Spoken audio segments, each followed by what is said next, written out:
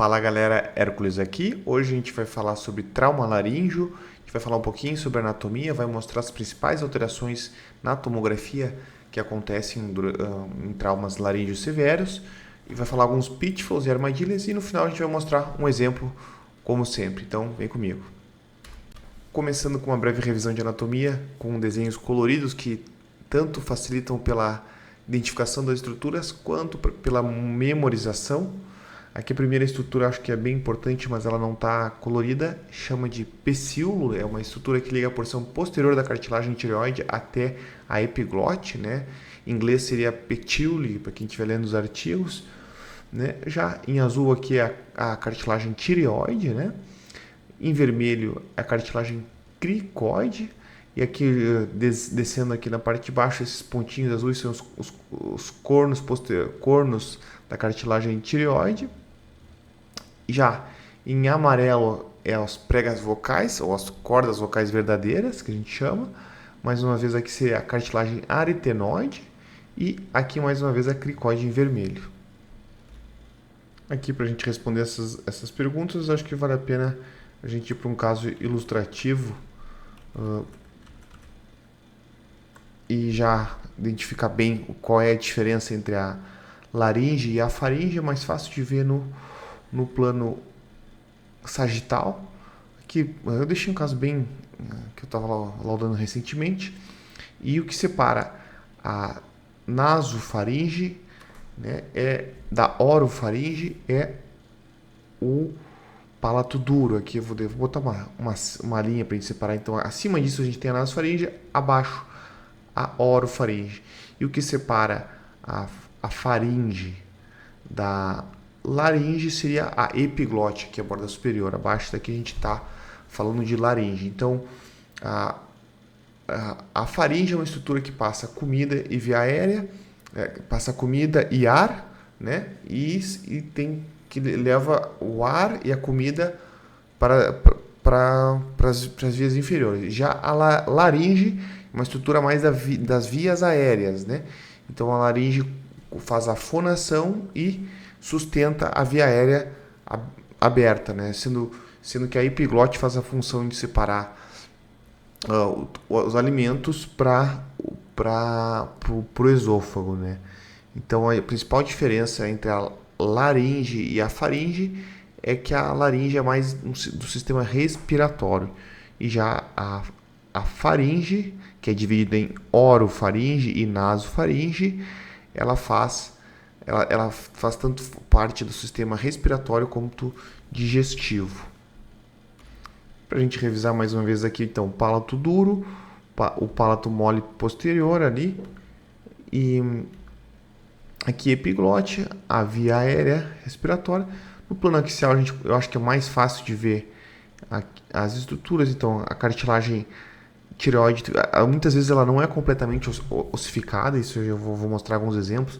Geralmente ela ossifica primeiro em homens um pouquinho mais cedo, mas ao redor dos 30 anos ela completa a sua ossificação, mas ela nem sempre é homogênea como está no artigo, por isso eu quis mostrar esse caso exemplo. Então aqui, será que tem potencial um tumor, que é o que eu lido muito, o paciente tá com tumor, será que está invadindo ali, ou é uma erosão, ou ela é assim mesmo, né? Não é o caso. Esse aqui é só um exemplo. Então aqui está a cartilagem tireoide, né? Ela não está completamente ossificada, ela é meio heterogênea, mas tem a cartilagem cricoide, e aí depois tem as aritenoides, estão aqui, e quando a gente vê essas três estruturas juntas, a cartilagem tireoide, a aritenoide e a cricoide juntos, a gente está no sinal das três cartilagens, e aqui seria as pregas vocais verdadeiras. A gente consegue às vezes reformatar, né? Não é o objetivo do exame. E aqui também a gente vai falar da diferença da oro e da nasofaringe, que é separada. Nesse caso, até o paciente tem uma lesão aqui na orofaringe à direita, sendo que a nasofaringe é superior ao palato duro, né? Aqui seria, se a gente fosse traçar uma linha aqui para cima, seria a nasofaringe, e essa lesão está abaixo, né, do palato duro, então seria uma lesão na orofaringe, né? Mas era só um exemplo que eu estava laudando, eu acabei trazendo aqui. Outra estrutura que é importante a gente saber é que a hipofaringe, Isso a gente está fazendo uma pequena revisão, tudo isso no trauma às vezes ajuda a gente a conhecer bem a anatomia, para ver. A hipofaringe é abaixo do osso ióide, que está aqui, essa referência, eu acho que eu vou sair daqui, para ficar então, tá aqui o osso o ióide, né? Abaixo disso a gente tem a hipofaringe. A hipofaringe é dividida em 3 estruturas. Os seios piriformes, do lado direito e esquerdo, acho que é mais fácil de colocar aqui, mais fácil a gente dividir aqui no axial, seio piriforme direito e esquerdo. A região retrocricoide, né? E posteriormente a parede posterior da hipofaringe, que realmente eu acho que é a parte mais difícil da gente conseguir ver um tumor aí. Se não tem história clínica, eu às vezes laudo T, o pessoal pede muito para laudar T, eles só vem com estadiamento de tumor de laringe. E se é na parede posterior da hipofaringe, ele fica muito apagado aqui nessa região, ó. E então é bem traiçoeiro, porque ele vai dar sintomas quando tá. A gente vai começar a ser visível quando tá muito expansível, aí é fácil. Mas na fase inicial, às vezes vem com. O paciente vem com aquela primária oculto, aqui é comum, né? Nos seios piriformes e nessa região são bem traiçoeiras. Então, mas eu gosto de sempre relembrar que a hipofaringe é dividida em 3 regiões. Parede posterior da hipofaringe, seios piriforme e região retrocricoide. A região retrocricoide, obviamente, atrás da cricoide. Indo para o que interessa da nossa revisão de fraturas, né? Aqui a gente tem o seio piriforme esquerdo normal e do lado esquerdo um asterisco do paciente com um importante edema laríngeo aí, né? Na região supraglote do lado direito. Às vezes faz um hematoma que o seio piriforme no plano coronal do lado direito está obliterado por um. Aí, às vezes é mais comum. Não é comum ter trauma laríngeo porque a região cervical nossa tem os ossos, a carne de pescoço, é uma musculatura, é uma região bem protegida. E aí, quando tá trauma, o mais comum é que seja edema de partes moles, ou às vezes tem alguma pequena laceração, dá bastante enfisema, né, de partes moles, mas trauma de cartilagem é raro. Mas a gente vai ter uns casos aqui. Aqui já começando com pitfall, às vezes, eu me lembro que eu era residente, eu passei por isso aqui, o paciente tinha bastante alteração de pneumo mediastino e tinha um gazinho lá posterior, aqui subperitoneal, né? O peritônio parece estaria um pouquinho anterior, e a gente vê que esse ar aqui está posterior, né? É subperitoneal, não é um pneu peritônio, que às vezes ele veio lá de cima e veio dissecando. Então, às vezes vai aí até o residente, às vezes discussão de residente, depende muito do caso para caso, ou se não tem o staff não é tão presente, o residente pode se confundir. Eu acho que não lembro, acho que era R2, R3. Fiquei muito na dúvida em avisar se tinha pneu peritônio ali, questão de plantão, porque aí geralmente quando a gente fala em pneu peritônio, quando já tem uma certa confiança do cirurgião, eles vão para a cirurgia. E eu me lembro que deu uma discussão forte, eu achando que era, enfim, meu preceptor me salvou. Mas vocês que me seguem aqui não tem esse problema. Se você gosta desse conteúdo, curte, comenta, compartilha, mostra para seus colegas de residência, né? Que pode te ajudar também e ajudar os pacientes, que seria o melhor de tudo, né? Continuando aqui realmente é um trauma da cartilagem, tireoide do lado esquerdo, aqui do lado direito. Aqui chegou a ser eu descreveria essa lesão aqui como irregularidade na porção anterior, né, sem deslocar, podendo estar relacionado ao trauma recente. Aqui já é uma fratura da cartilagem tireoide, dá para escrever assim. No plano coronal, o osso ióide, aqui é a cartilagem tireoide fraturada, né. Nesse caso aqui eu até tive que... Eu não botei a legenda, mas é um caso do paciente que tomou uma pancada com taco de hóquei, né? Então, a gente não tem isso no Brasil, mas tem outras coisas que acontecem, né? É um pouquinho raro, mas isso acaba dando muita dificuldade, atrapalha muito a fonação e às vezes alguma rouquidão o paciente vai ter e às vezes até se é um pouquinho o edema ali gera dificuldade respiratória também. Já quando tem muita fratura de cartilagem tireoide, em relação a muita fratura cartilagem, mais de uma, aí já começa a atrapalhar a via aérea, a gente vê que a via aérea é aqui e o tubo tá, acho que não conseguiu ver, no plano axial não consigo ter certeza, mas provavelmente esse tubo tá fora do local, né? Aí já tende aí pro manejo mais cirúrgico. Isso no artigo que eu vou deixar em referência eles comentam. Que não é muita função do radiologista, mas é interessante a gente saber quando tem várias fraturas de cartilagem e desloca muito a via aérea, acaba indo para... tentam dar fazer uma reformulação ali das estruturas da laringe para o paciente ter via aérea, senão ele não volta com via aérea, então é bem importante. ele tem até uma classificação que eu não acho tão importante. A gente tem que só descobrir, conhecer bem essas anatomias, saber os marcos anatômicos, né? E saber mesmo quando tem ou quando não tem a fratura.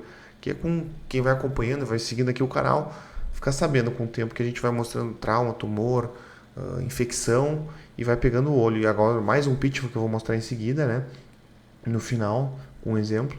Aqui o paciente que o perigo de usar o cinto de segurança, ele usou o cinto de segurança e fez um edema tão grande, lacerou, fez fratura da cricoide, né, da aritenoide também aqui nessa seta aritenoide, aqui a cricoide, e aí rompe a via aérea e dá um extenso efizema subcutâneo, né, e aqui até disseca as faces cervicais e a gente consegue, tem vários artigos aí que mostram que isso aqui ajuda a gente a estudar um pouquinho de anatomia, mas não é o caso.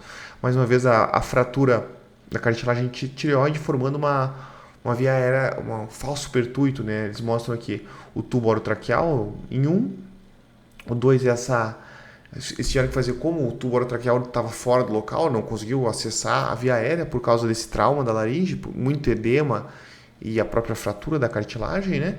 O tubo aqui foi para posterior, né? Então eles tiveram que fazer uma traqueostomia cirúrgica.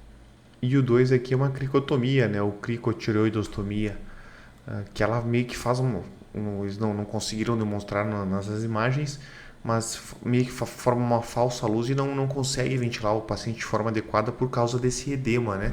Forma um trajeto acessório ali e por isso que eles tiveram que ir para traqueostomia mesmo. Esse trauma de cartilagem pode formar essa falsa luz e é bem perigoso. Já indo para um pitfall que eu falei bem importante, às vezes a gente pensa assim, muito edema, muito inchado, será que não fraturou esse osso? Nesse caso aqui não, aqui é um paciente mais velho que já está todo ossificado a cartilagem, mas aqui ainda não ossificou a cartilagem até os 30, às vezes até 40, 50 anos, depende muito da pessoa, não ossifica tem gente que nunca ossifica a cartilagem, né? Então isso pode ser um pitfall, o pessoal pensa em na hora ele pode se assustar que não está acostumado, né? Então não é que nem o osso que até os 21, os 24 já estão, as epífises já fecharam, né? A cartilagem ela vai ficando muito ao longo dos anos. Aqui outra armadilha que eu tenho um caso que eu vou mostrar, que essa cricoide, ela às vezes o paciente vem com suspeita de corpo estranho, está com edema, acontece comigo, eu que faço laudo de segunda opinião também, eles me pedem, o paciente não consegue englutir, vem cá, isso aqui às vezes é descrito, né? Como corpo estranho, o paciente teve história de corpo que comeu peixe há algum tempo atrás, tá com edema, às vezes tem gente que tem essas dores cervicais que a gente não consegue explicar, e às vezes é isso aqui, é só uma ossificação irregular da cricoide, né? Então, para a gente não corrigir tanto na radiografia, isso tem no mundo inteiro, né? Esse aqui é o caso de Singapura, mas eu tenho um que eu já vou mostrar. Aí, mais uma vez, o nervo laríngeo superior, às vezes tem esse trajeto que ele passa pela cartilagem, né, que não está ossificada, e o pessoal pensa em tumor, pensa em às vezes laringocele, como esse aqui também costuma, às vezes um pouquinho alterado, assim, eles confundem, mas é só meio que uma variante da normalidade do nervo laríngeo superior, não pensar, às vezes, mesmo quando ossificar, fica esse meio que trajeto, né, do nervo, tipo um canal vascular, é a variante da normalidade. Esse aqui é o artigo que eu usei. Agora só vou mostrar um caso que eu tive desse que era suspeito de corpo estranho, bem igual do artigo, para quem ficou até o final, não ter a mesma dúvida dos meus colegas que me pediu para ver esse exame. Tá aqui o caso, então o paciente está com dor, edema, suspeita de corpo estranho, e aí o pessoal viu essa área aqui deixa eu aumentar o zoom aqui para ficar mais fácil, né?